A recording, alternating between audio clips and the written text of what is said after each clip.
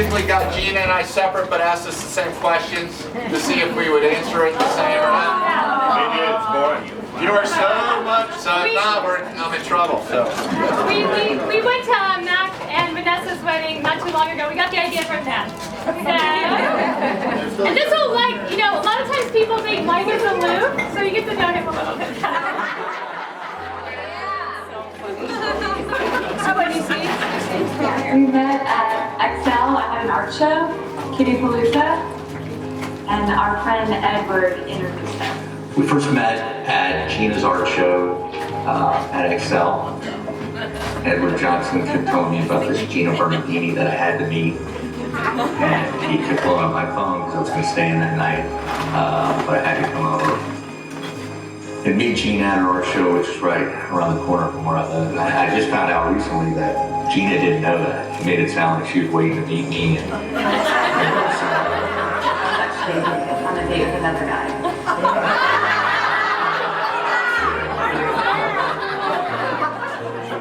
So I went to Prado, and I just remember she looked amazing, and we had a great time. Right away, like I said, we hit it off instantly. And I don't know, he just made me feel good, like from the first time I met him. At night I didn't really want to go, and he dropped down on one knee and he said he wanted to spend his life with me. It was very sweet. She cried.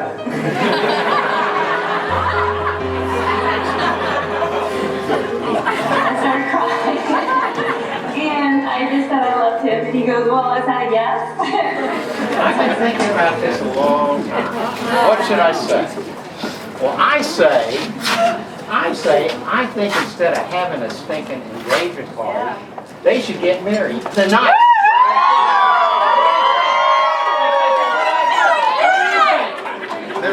All right, let's do it.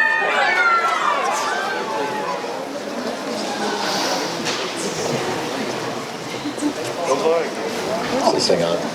Yeah, it's on mine. All right, how many have been to surprise weddings before? Huh?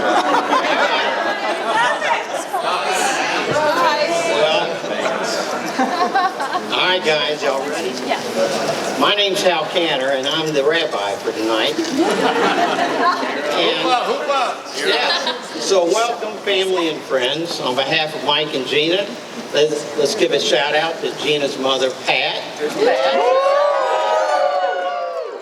And give shout out to her father, Paul Bernardini. Here's Paul over here. And his wife, Janice. Janice is the lady taking pictures of everybody. Candid. She likes candid. And we've got also a warm welcome to Gina's brother, Paul, who I've not seen yet. Paul, where are you? There he is. And her sister, Lisa Bernardini. Lisa's going to be the matron of honor. And we have Marlo Mulhall. Say hi, Marlo. Everybody say hi. Who's the maid of honor. And Mike's son. They look alike, don't they? How about that? Mike used to have hair like that. And Mike, Mark's the best man. So we're gathered here tonight to witness and celebrate. Y'all thought it was an engagement party. The marriage of Mike and Gina. We're here to bear witness to the love that's grown between them. Tonight they'll affirm this love formally and publicly. But this affirmation of love would be empty if they could not share with the most beloved friends and family members and all these folks in the condo.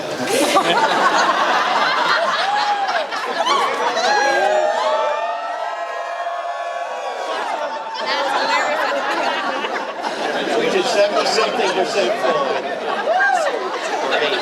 Anyway, Mike and Gina want to mark their transition to husband and wife, not only by celebrating the love between themselves, but by celebrating the love between all of us. All of us. All of us are friends.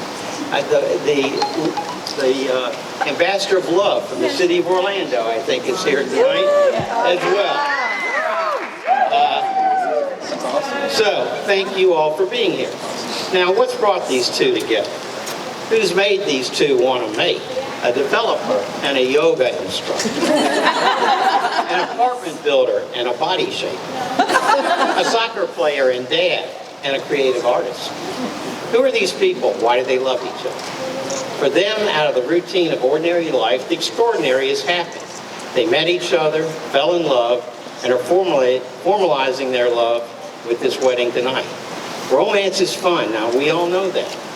But true love is something far more, and it's their desire to love each other for life that we're celebrating tonight. A good marriage must be created. Marriage, the little things are the big things. It's never too old to hold hands. It's remembering to say, I love you. I love you, Mike. Oh, at least once a day. It's never going to sleep angry. It's standing together and facing the world. It's speaking words of appreciation and demonstrating gratitude in thoughtful ways. It's having the capacity to forgive and forget. It's giving each other the freedom which they can each grow. It's a search for the good and the beautiful. It's not only marrying the right partner, it's marrying the right person, it's being the right partner. Throughout the ages, there have been many poets who have written about love. Now, here's one of my favorites. Ever since you walked right in, the circle's been complete. I said goodbye to haunted rooms and faces in the street. To the courtyard of the jester, which is hidden from the sun, I love you more than ever, and I haven't yet begun. You breathed on me and made my life a richer one to live. When I was deep in poverty, you taught me how to live. Dried the tears up from my dreams and pulled me from the hole, quenched my thirst and satisfied the burning in my soul. I love you more than ever, more than time, more than love. I love you more than money and more than the stars above. I love you more than madness, more than waves upon the sand. I love you more than life itself. You mean that much to me. This poem about love was written by the great American Nobel winner of literature, Bob Dylan. Is love preordained by God? Or is it just luck, like buying the winning lottery ticket, the love of life? How do you fall in love? Do you trip? I think John Hussey tripped tonight. I saw him earlier. Do you stumble and lose your balance and fall to the sidewalk, skin your knee and raise your heart? Is there a cliff, a precipice that you just float over forever? I don't know. What I do know is that Mike and Gina love each other, but more than that, they are in love. Why do people get married? Because we need a witness to our lives. You know, there's over 7 billion people on the planet. What does any one life really mean? But in a marriage, you're promising to care about everything. The good things, the bad things, the terrible things, the mundane things, all of it. Every time, all the time, every day. You're saying your life will not go unnoticed because I will notice it. Your life will not go unwitnessed because I will be your witness. The best love is the kind that awakens the soul and makes us reach for more, plants a fire in our hearts, and brings peace to our minds. I don't know if anyone can truly explain what love is or why people feel compelled to get married. I have a little experience in that. But getting married is kind of like getting a dog. It teaches you to be less self-centered, to accept sudden, surprising outbursts of affection, and not to be upset by a few scratches on your furniture. Love is a friendship that's caught fire. It's quiet understanding, mutual confidence, sharing and forgiving. It's loyalty through good and bad. It settles for less than perfection and makes allowance for human weaknesses. Love is content with the present. It hopes for the future, and it doesn't brood over the past. It's the day in and day out chronicle of irritations, problems, compromises, problems with the city, small disappointments, big victories, and working toward common goals. If you have love in your life, it can make up for a great many things that you lack. If you don't have it, no matter what else there is, it's not enough, so search for it. I'm sorry. There's another American poet, the great Jim Croce. He's given us his vision of love. He said this: if I could save time in a bottle, the first thing I'd like to do is to save every day till eternity passes away, just to spend it with you. If I could make days last forever, if words could make wishes come true, I'd save every day like a treasure. And then again, I would spend them with you. If I had a box just for wishes and dreams that have never come true, the box would be empty except for the memory of family were answered by you. But there never seems to be enough time to do the things you want to do once you find them. I've looked around enough to know that you're the one I want to go with. Mike and Gina, you built a strong foundation for your relationship based on honesty and respect. You found joy in one another's company. You've become better, more fulfilled people because of your connection. You've been able to stay together through the very challenges of life in your careers because of your shared values. Humor, history, and unconditional love for one another. I know that you'll maintain these qualities and that you'll have a long and successful marriage. However, I'm a lawyer, you know. When a relationship matures, it's natural to come to complacency. It's important to remember not to take your partner for granted or to neglect your relationship, because your relationship so far has been easy, seriously. Instead, give priority to the tenderness, gentleness, and kindness that you each deserve. Remember, spend time together and kiss in the rain. You can't tell if you're crying when you kiss in the rain. Take time to feed the swans at Lake Eola and in that pool over there, and take walks together. Share your passions and discover life's deepest questions. Pursue new experiences, grow together, more importantly, laugh often. You guys think they'll have trouble laughing often? There'll be difficulties ahead, but if you face them as a couple with a strong sense of love, perspective, and mutual support, you'll not only survive, but thrive. A brief moment in time and stroke of a pen is all that is required to create the legal bond of marriage. But it takes a lifetime of love, commitment, and laughter to make a marriage durable and eternal. The process of marriage did not begin or end tonight. It's a lifelong pursuit. Your relationship already has all of the necessary components for success, but you must maintain that from here forward by remembering what is important in your relationship and why you're making this commitment to one another tonight. Mike and Gina, as long as you're respectful of each other, you'll make it through the numerous challenges, changes, and chapters that your lives will take. And as long as you honor the promises that you'll make to each other tonight, you'll create a life of love and happiness. So with that, to you, Michael Mulholland, take this woman to be your wedded wife, for better or worse, in sickness and in health, in conflict and tranquility, in poverty and in prosperity, in times of high interest rates and low interest rates, during Democrat or Republican administration, placing her above all others from this day forward. Mike, if you agree, say I will. I will. Do you, Gina Bernardini, take this man to be your wedded husband, for better or worse, in sickness and in health, in conflict and in tranquility, and in prosperity? Gina, I took out the poverty part, okay? Placing him above all others from this day forward. Gina, if you agree, say I will. I will. I know each of you have written vows to each other, and I'm going to call on you to read your vows. Who wants to go first? Well, even though this is a surprise, I jotted down.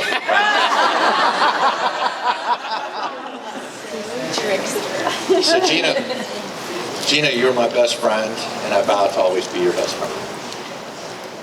Mike, you're my best friend, and I vow to always be yours. Gina, you always make me feel safe and content, and I vow to always make you feel safe and content. Mike, you always make me feel safe and content, and I vow to do the same for you. Yeah, What's important is I do. Gina, you're my PIC, and I vow to be your PIC.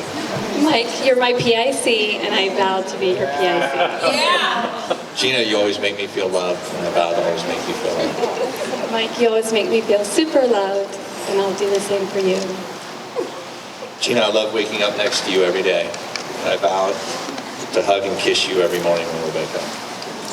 Mike, those are my favorite things. Waking up with you and our hugs. Not yet, not yet, not yet.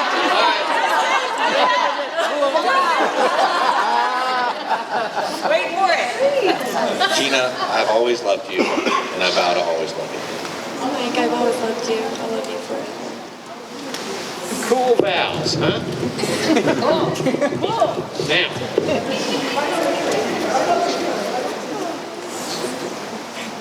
Now, it's time to exchange rings. Wedding rings are a tangible symbol of the vows that you've made to each other. Wear them every day to remind yourselves of all the promises that you've made, because we all heard you. In addition, realize that when you place the wedding ring on each other's fingers, you're releasing the past, bringing only those memories, desires, and hopes which will belong to each other in your future life together. So Mike, say after me. With this ring I thee wed. With this ring I thee wed. Now put it on her.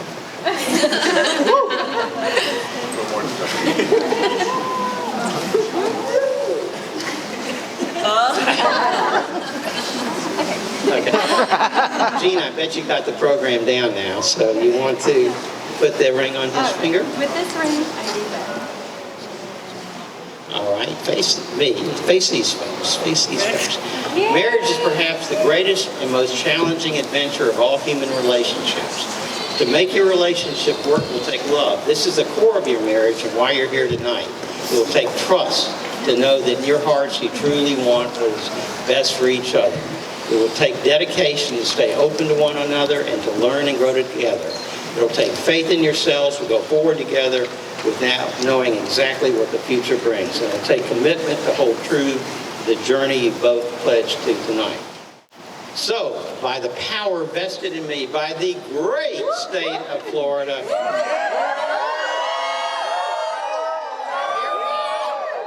pronounce you husband and wife. You may now do whatever you wish to do to each other.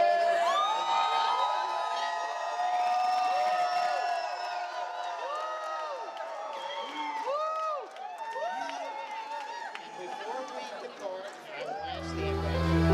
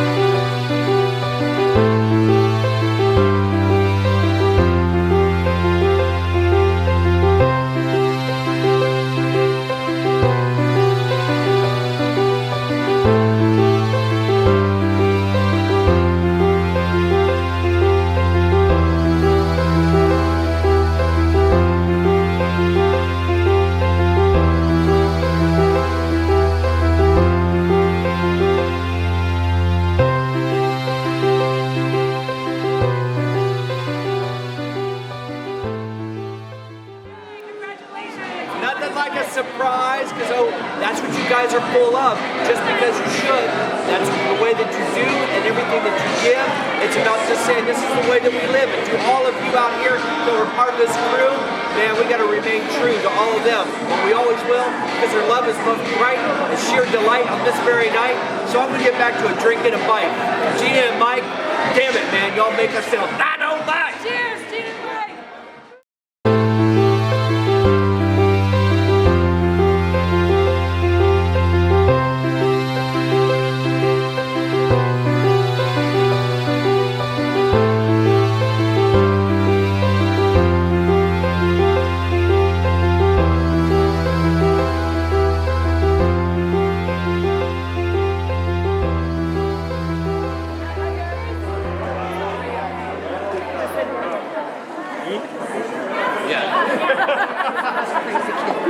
Holly and John Hussey.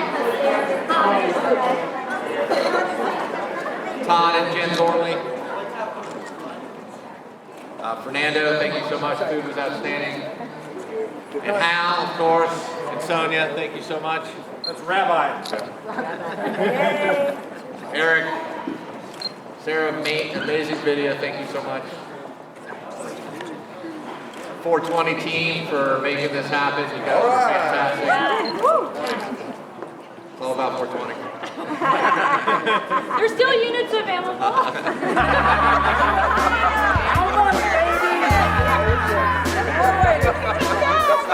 But to all our friends and family, thank you so much for being out here and made it very special. To our family, especially Gina's parents, mother, sister, my kids. Love you all so much. Thank you so much for coming out.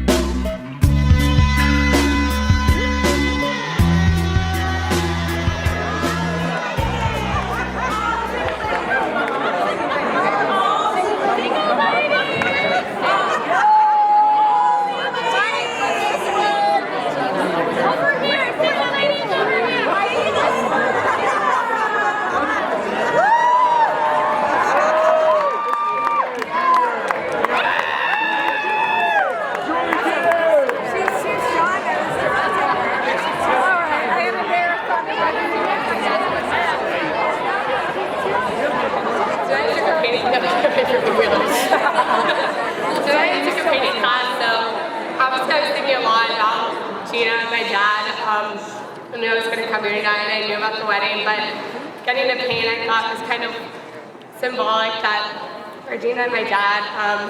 You guys might not know that my dad is actually a semi-good artist, if you saw the photo. My dad, whenever we'd go to Macaroni Grill when we were kids, he'd always try to sketch me on the table, and that's exactly what he did for Gina when he first met her. And that's just one of the main, another aspect on the long list of qualities that I really admire about my dad. But anyways, this painting was about the moon. So when I was painting it, I kept thinking of this quote that I had heard a while ago, and so I tried to find it, and so I have it today, and I think it's pretty relevant. The moon is a loyal companion. It never leaves. It's always there, watching, steadfast, knowing us in our light and dark moments, changing forever just as we do. Every day is a different version of itself. Sometimes weak and lame, sometimes strong and full of life. The moon understands what it means to be human, uncertain, created by imperfections. And I think that's all you can ask of each other, is to be there through those uncertainties and hardships and the glowing happy moments. And that's what it's all about, is going through that together and with each other. And I'm confident that you will both continue to do that for the rest of the time. Dad, I'm so proud of you. Go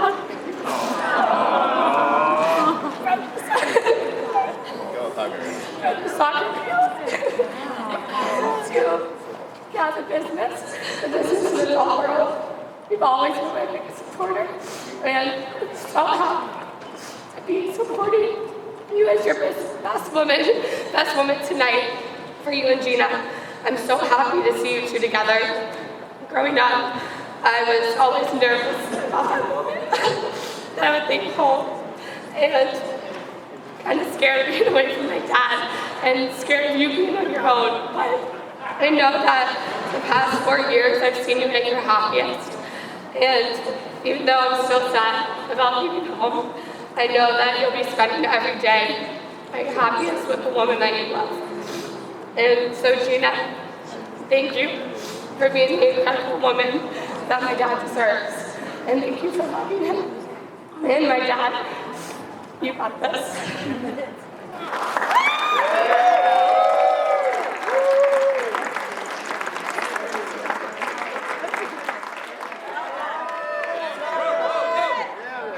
So tonight I was hoping that I could get one of Gina's special brownies before giving this toast, but it seems my dad had eaten them all, unfortunately. But my dad has been there for me. He's a very supportive guy. He's been there for me through everything, and so I'm very happy to be here tonight on him and Gina's big night. He is such a supportive dad, the best dad any son could ask for. He's been there for me for everything, with football and school, as many of you know through Facebook. Gina is one of the happiest and nicest people I've ever met in my whole life, and we can see this, and we see this through her artwork and her work in her yoga studio. So it is no surprise why my dad has been such a happy guy since being with her. I'm just so happy for the both of them, and again, congratulations to them and all the memories to come. Yes. I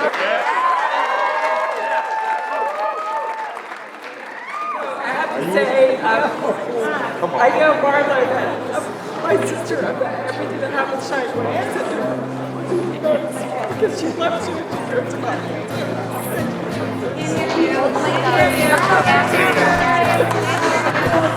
Hold the mic a little closer. So my sister, my brother and I were sent to public school, and Gina was sent to Montessori school, which is why she's an artist, and my brother and I are lawyers. When Gina went to Montessori school, she said, I don't want to eat carrots. You're like, okay, don't eat carrots. A perfect husband for her. Yeah. She's my hero. She never compromises. She has the most integrity and dignity, and she's the most generous person I know. And one of the most things I most proud of is that she's my sister. So, okay, that's all I can say. Can't top one.